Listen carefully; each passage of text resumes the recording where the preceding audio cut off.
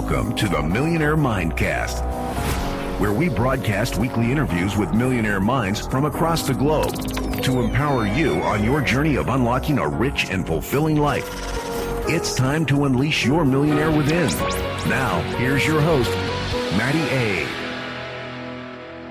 What's going on, Millionaire Mindcast fam? Welcome into another Wealth Building Wednesday. I got my man, Mr. Breedwell, with me here today, but we're not in the studio. We're practicing our social distancing. We're being responsible. I got to say, though, bro, I miss you.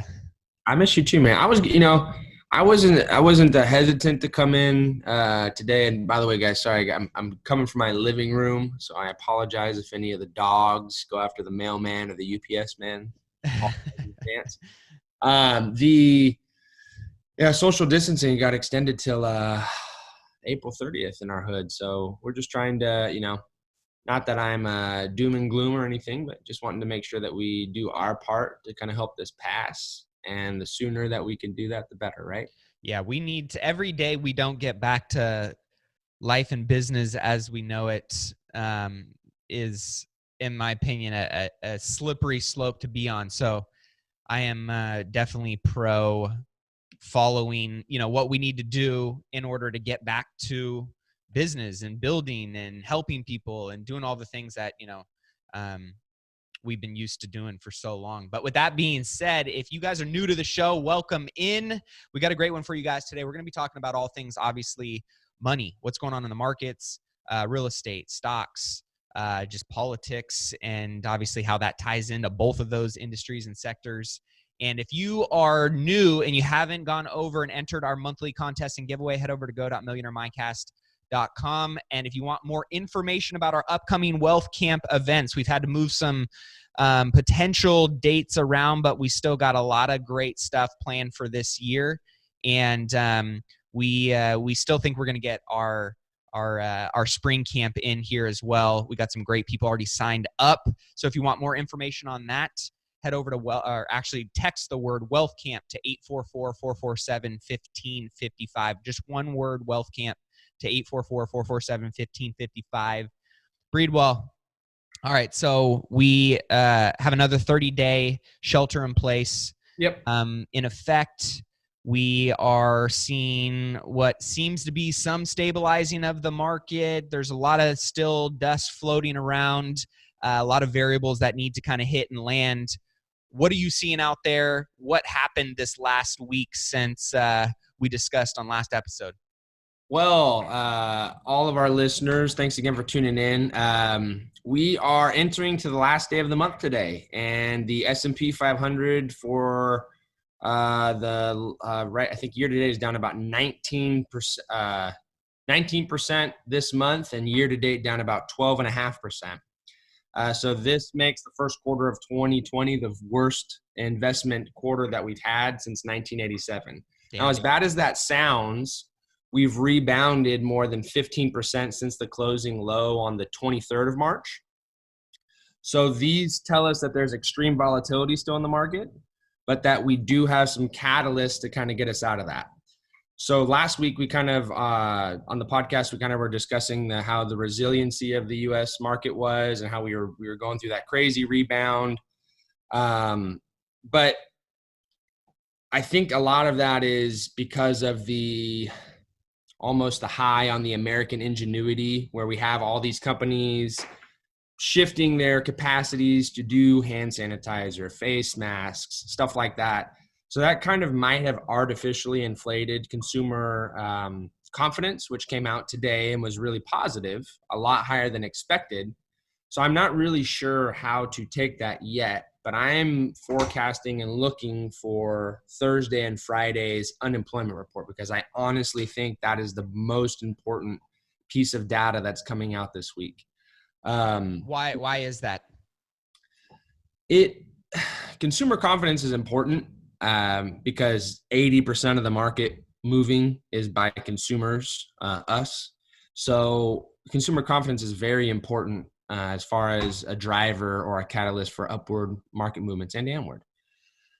The unemployment is so important because it's at an unprecedented level. It's so much, so fast And it takes a very aggressive and swift action to address unemployment.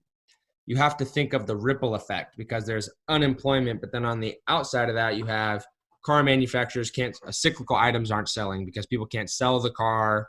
So then there's that issue. Now you got people can't go buy stuff because they're, the restaurant they want to go eat at, they like to sit down, is not doing. So now there's not people. So it's just the ripple effect of the unemployment that I think is to be seen still. Mm-hmm. Do we have things in place to absorb the blow? Maybe. I would like to think so. But it's just a real big guessing game right now.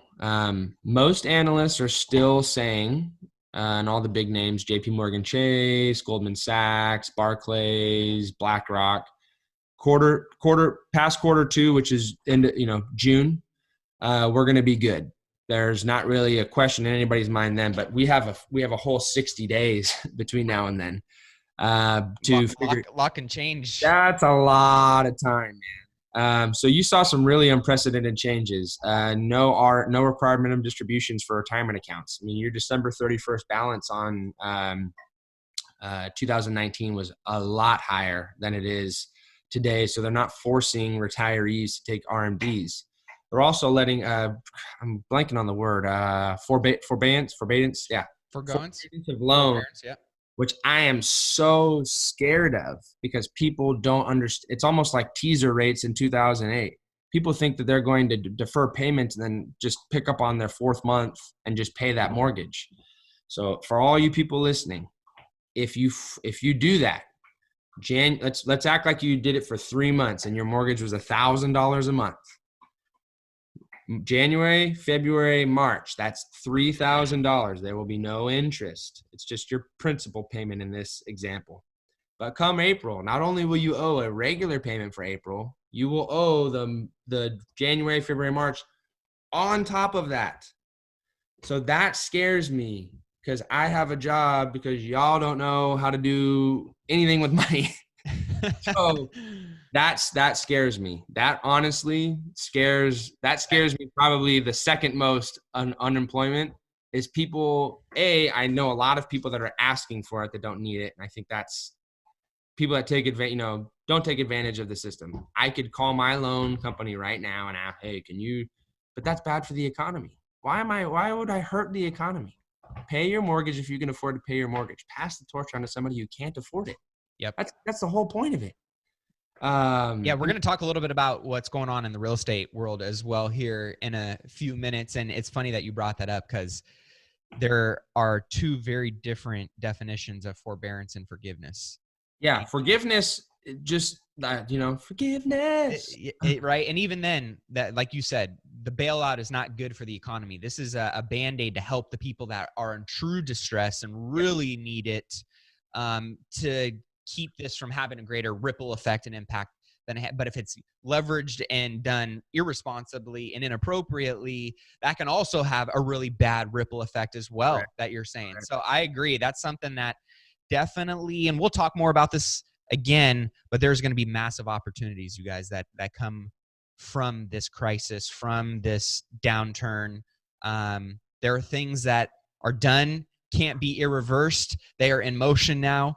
And you want to prepare and be on the front end of the exciting opportunities that you, through planning and building the right skills and the right relationships, are going to position yourself to solve a lot of problems and get rewarded handsomely for it if you have put in the work.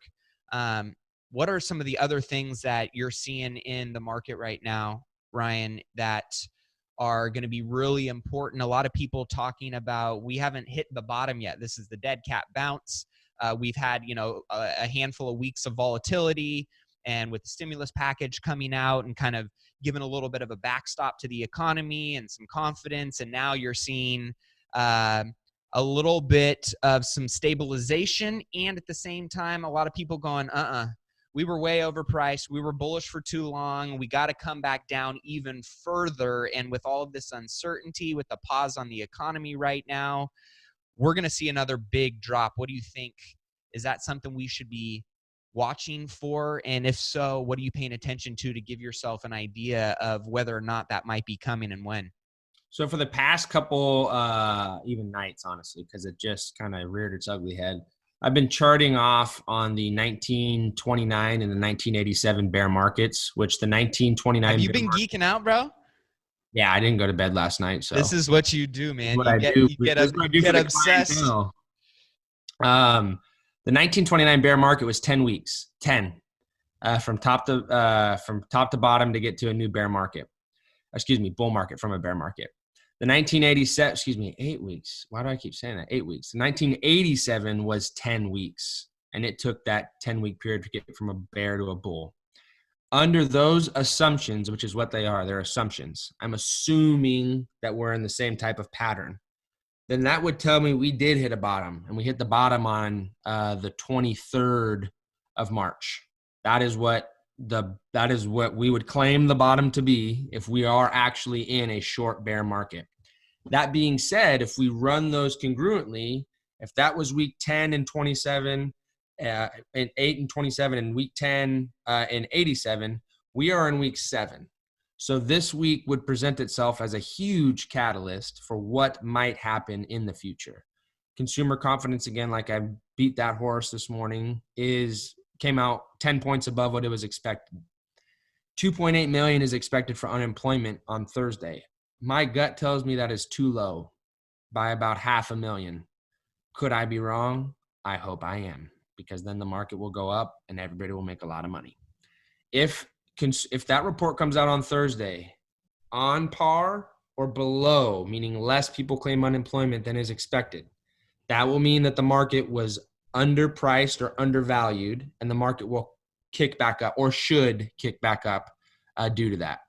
Conversely speaking, if it comes in maybe even at or above, that will tell people that it was either priced into the market slightly, or it wasn't fully priced into the market, and people will pull back and take their money back on the sidelines and reevaluate themselves. Most of the big institutions, all they're doing this week is rebalancing their portfolios to get them back into their target lines. We are currently holding all cash, gold, and U.S. treasuries. That's it. We have, and one, actually, I lied, and one dividend stock. That's it. So we're still very, very, very bearish as far as we don't think that we're out of it yet. But I do think that we have an opportunity to have a closure on this. The little misnomer is that in 29 and 1987, we had 3 aggressive leg downs, which means big drops in the market, 10, 12, 15%. So far, we've had 2. And so maybe Thursday or Friday, because there's a report coming on Friday, continuing claims. Maybe that's our 3rd leg down. But what if we get good reports? Well, does that mean we start a new bull market? It could. And so right now, everybody is kind of it was easier 2 weeks ago to tell you what I thought might happen because I had a lot more road in front of me. Versus now we're coming to this fork, and it's anybody's guessing game. Most people are hedging on the U.S. economy. Most people are. I think at this point, at the end of the day, I believe we're pretty much just going to need help from the scientific community to stop the ongoing loss of life and the associated economic destruction that comes with it. We just need a little bit of clarity on what's going on. It looks like there's enough octane sitting in the tank of the U.S. economy to get us out of this. People are just rearing and waiting. Is it time to really push the gas down? This week will be a good opportunity for us to kind of use our parameters and say yes or no. Based on today's report, I'm now like 50-50 on Thursday. I was like 75-25, like it wasn't going to go good. So I'm a little bit more optimistic. But as my wife would describe me, I'm an optimistic pessimist. So I also like to make sure if there's an error, it's in my favor. So that's kind of what I'm seeing, but it's so hard right now. I mean, so so hard. You talked a little bit about gold and being part of your position, and this last week was on a call with Peter Schiff, who is is, From a bear. He's an economist that is known for being a bear, is known for He's like one of those guys that got scared, moved to Puerto Rico, and now he just bitches and moans from his pedestal and yells. Every once in a while he's right. So that's generally what a bear is. And a bull is just ultimately confident at all times. So we both have our day, right? Yeah, exactly. And again, I'm one to, and I would tell all people to, take as much information in as you can with a grain of salt and run it through your filter and make the decisions that align best with the goals and outcomes that you're looking to achieve. Obviously, don't be naive, don't be ignorant, but at the same time, right, take as much information as you can. And like what you said, Ryan, was right, you sew your own quilt, and at least you can sleep under that. Yeah, exactly. Being that you were the seamstress, right? So with that being said, Peter Schiff was on a call, and I've been on a lot of calls with a lot of people way smarter than me. I'll just say that over the last 2 weeks, and he was hands down the biggest gloom and doom, biggest bear leader that we, influencer, thought leader that we had on calls over the last week. And to recap, the main points that he said, and I'm curious on your take on this.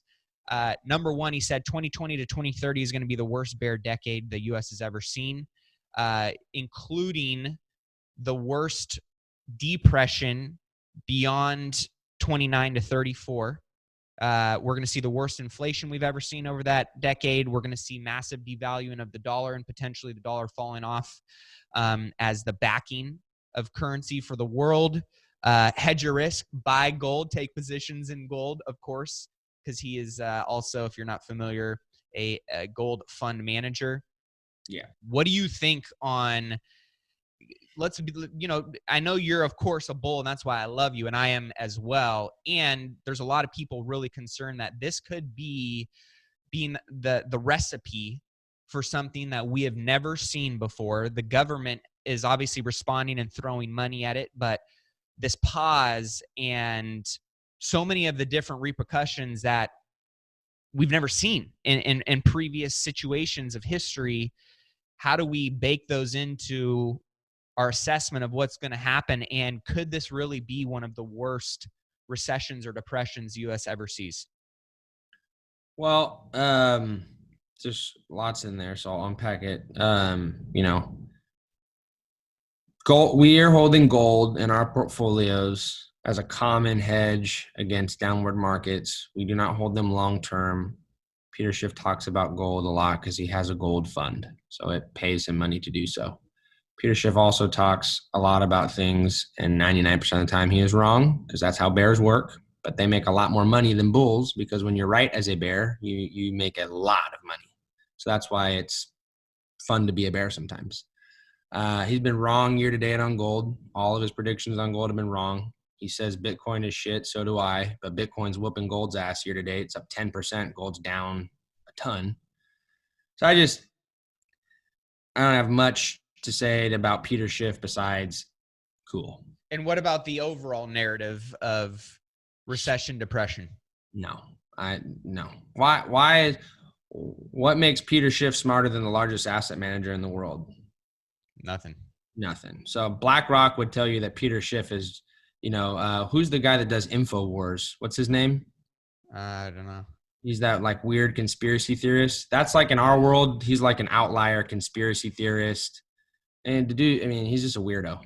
So I really don't have much great stuff. Oh, there's the dogs. I don't have much great stuff to say about him. But I will tell you, we buy gold. I will agree with him on this. Most of the time in down markets, we have the hedge against gold. The down market is gold or bonds or U.S. Treasuries. So when the market took a snap, guess what gold did? It went down with it. So that would tell us that people are not moving their money to gold. They're moving their money to cash, which they were, to buy equities and stuff like that. So I just don't agree with him. Yeah. And nobody would. I have not heard one person say anything close to what Peter Schiff says. But if you go to peterschiff.com, and Peter Schiff will say Peter Schiff stuff all day. Yeah. Kind of there's no catalyst for what it means. All I know is I'm betting on the American people. I'm betting on the U.S. economy. Yeah. The most innovative, strongest, resilient. Flipping to that, what I think is going to actually happen is we were in a long bull run. We needed a correction.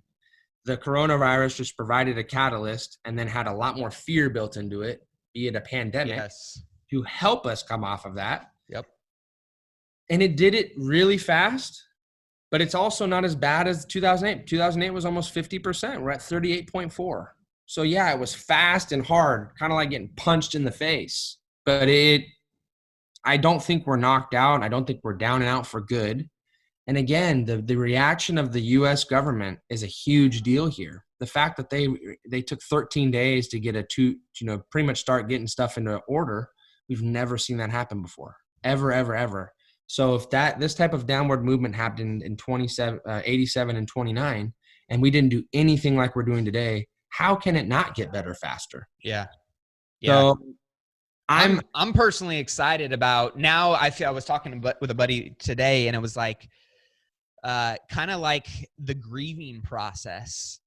You know, if you've ever had a family member pass away or just grieved anything, grieved a relationship, I feel like I've gone through the grieving process with the coronavirus of being that just hit me. Yeah, me too. Devastated, the tragedy of just being like, oh my gosh, this is horrible. Why are we having to deal with this? I'm sad for so many people. And then it was, anger and like, what the hell? Why, this is bullshit. I got to stay home. I can't go do this. I can't go do that.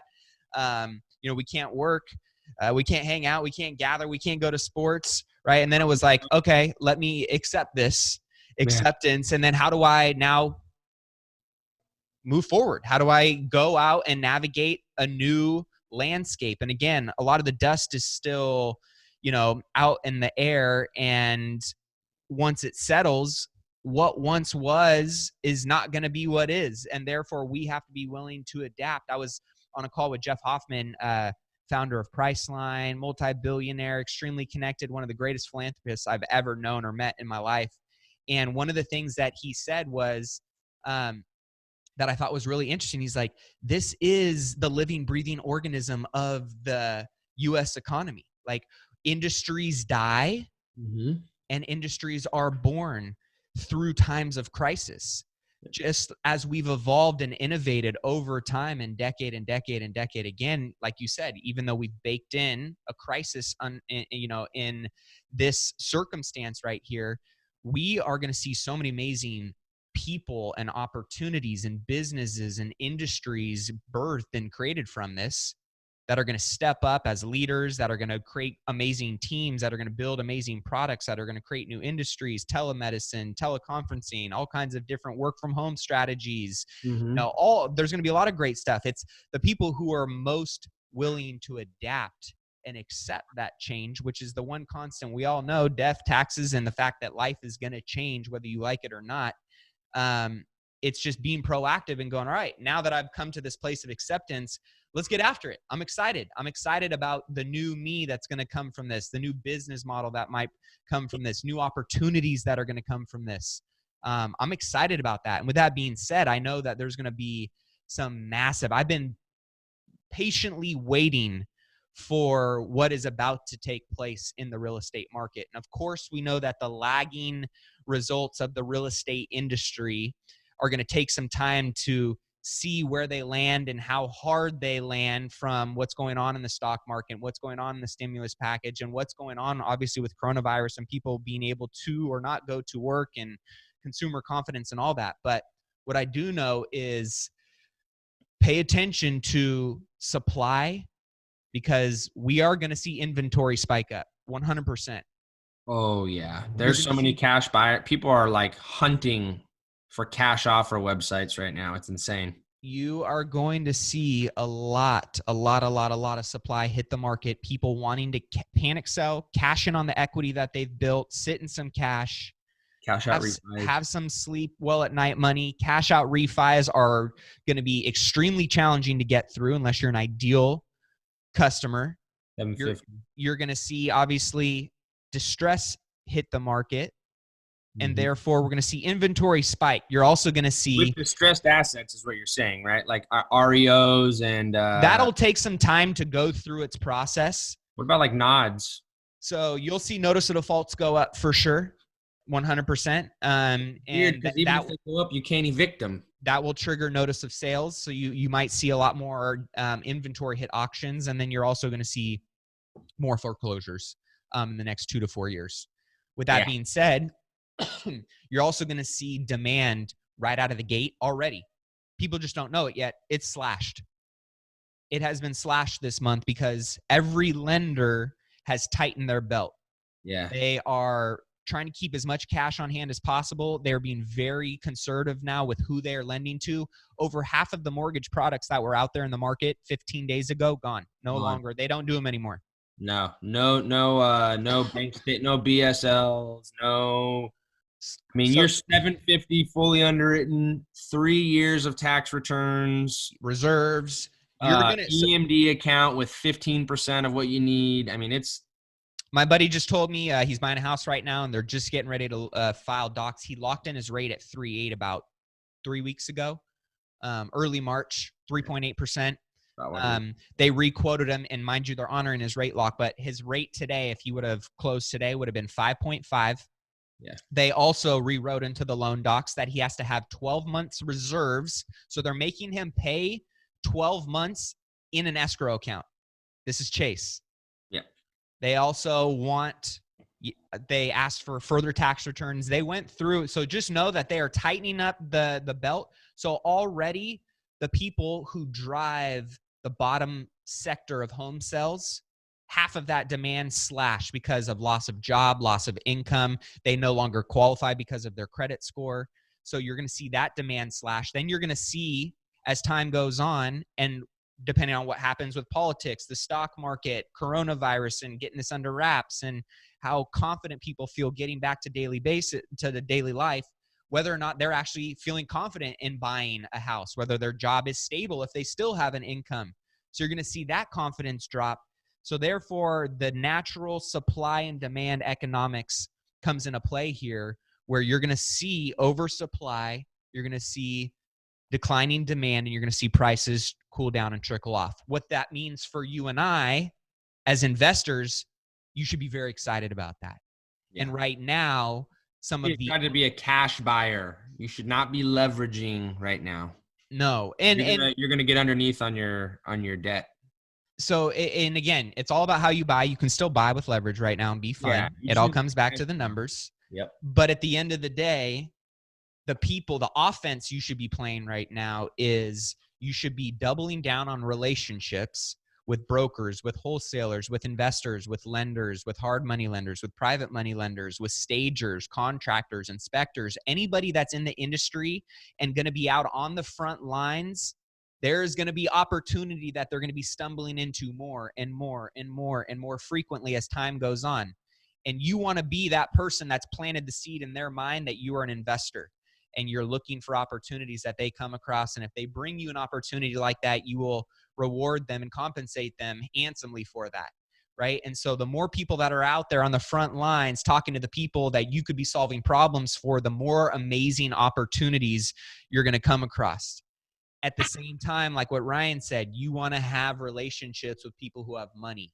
Yeah. You know, if you have investors like myself or other people in your market that you know have capital behind them and can close on deals and can help you create a win-win, you make some money, they make some money. This is how I built my investing business in 2011 and 12 when there was starting to see more distress and short sales and foreclosures, and I was locking these opportunities up. And I wasn't necessarily in the means of being able to close on these deals yet, but I was starting to wholesale them off to hedge funds like Blackstone and US Homes and Waypoint, Folsom Asset Management. And so that was a great opportunity where if you can find those distressed assets, there's always going to be cash in the market looking for them. And if you can find them and leverage them properly, you can even work your way into those types of deals. So I'm extremely excited about what is coming, but it's going to take, about 6 to 12 months to really see where this whole coronavirus impact lands, how hard it lands, how long it takes to roll out into the real estate industry. Like you said, whether it's the forbearances And that being one little variable that we are paying attention to, whether it's days on market going up on, investment properties and their investors over leveraged and they can't keep up with their mortgage, or you see, just loss of job and people losing their primary residences. There's going to be some distress that comes out there. So be ready and start planning for it now, because once it hits, you don't want to be scrambling to get all your ducks in a row. You want to have those dominoes already lined up, so when that first one falls, you're ready to take advantage of it. This is where big transfers of wealth happen. And I know that in our space with integrity, ethics, just like in your space, with what you do and still trying to take care of people in the process, in times like this, there's big, big, big opportunities to get a leg up. It's only when the tide goes out that you see who's been swimming naked, baby. I've been saying that quote a lot lately. Yep, that's a good one. That is a good one. Mr. Buffett always coming through with those nuggets of gold. I will tell you, he made an awful investment. What happened? He put $10 billion into a petroleum company, and they're down 74% year to date. Ooh. Is he long? Is he long on it? Billion preferred stock. So the problem is this is the problem for that company. When you buy preferred stock, they have to lock in the dividend rate. It's very high. 7.85%, I believe, was the dividend rate. And now when the company is burnt on cash, they can't pay the freaking dividend. So now they're trying to figure out if they have to cut, because somebody bought so much preferred stock, they're probably gonna have to cut the dividend to common stockholders and then pay Warren Buffett in stock instead of cash for his dividend. Damn. Common stock dividend, which is he on a long position in that one? Yeah, he's only a long-term investor. So this may end up working out in his favor for him, though. It could, but it's not what he wanted. He wanted the cash. He even said, he's like, I try not to hold common stock. Yeah. Common stock is subordinate investment, meaning, when you put that much money in, you want to have rights if a company goes under. Preferred stock is right after bonds. Yep. So he's not super happy with that. So even the Oracle himself doesn't make perfect decisions, but I would tell you he's, when you buy stuff that big, there's warrant options on all the securities, which is just going to start flying above people's heads. Yeah, you're already over my head, buddy. But that was a he made a bad move last year. Well, and it just shows you that, again, nobody's immune. Nobody's immune. From Nobody the has the crystal ball. No sex, race, age. It knows nothing. Yeah. It just knows that it will run you through it and make you better or worse. Well, that's why your board of directors, your advisors, the people that you know are putting in the work, are experts, are connected to the experts. Yeah. You put your trust in them, you lean into them. That's why I'm grateful to have you as my advisor, and leaning into you, brother, and all of the great resources and things that you provide, myself, and really all of your community. So we're grateful for you, man, and it's going to be interesting to see how this all pans out. But we're going to be keeping the conversation current. So be sure, you guys, if you're not subscribed yet, to subscribe to the podcast. If you haven't, headed over to go.millionairemindcast.com, enter a question, enter our monthly contest and giveaway. And if you want more information on our upcoming wealth camps, text the word wealth camp to 844-447-1555. Here's what I do know. All you got to do is stay adaptive. Be willing to pivot, be flexible, especially times right now, whether it's in the market, right, and having to do it what seems to be hourly in your world, Ryan, or in my world, right? Just taking into account the data, talking to the right people, having a pulse on the things that matter. What was a deal I know 30 days ago in real estate is no longer a deal anymore. The thing about just the economy in general is every day you're in a boom, you're one day closer to a bust, and every day you're in a bust, you're one day closer to a boom. So what we do know is what has gone down most likely is trending, in real estate towards a down market. And that's going to create some amazing economy opportunity for a lot of people. I know in your world, this shakeup I kind of look at as like it's power ranking shakeup. If you're into sports, right now, the power rankings are going to be shifting. And there's going to be a lot of players, once all this dust settles, completely off the board. There's going to be new players on the board. There's going to be players that have been on the board that have advanced significantly And it's all about putting in the work right now, guys. This is where it gets exciting. This is where your optimism should be kicking in. This is where you should be getting to a place where you know you're capable of stepping up and building a new level of confidence. I was telling somebody I'm trying on a new me today because I know the person that's going to come out of this is going to be stronger, more confident, more weaponized, more battle-tested, more connected, because that's what I'm choosing to put the work in on right now. So I encourage you guys to do the same thing. Breedwell, I know you're doing this, brother. Grateful for you, man. And we'll see you guys on the next episode. See you guys.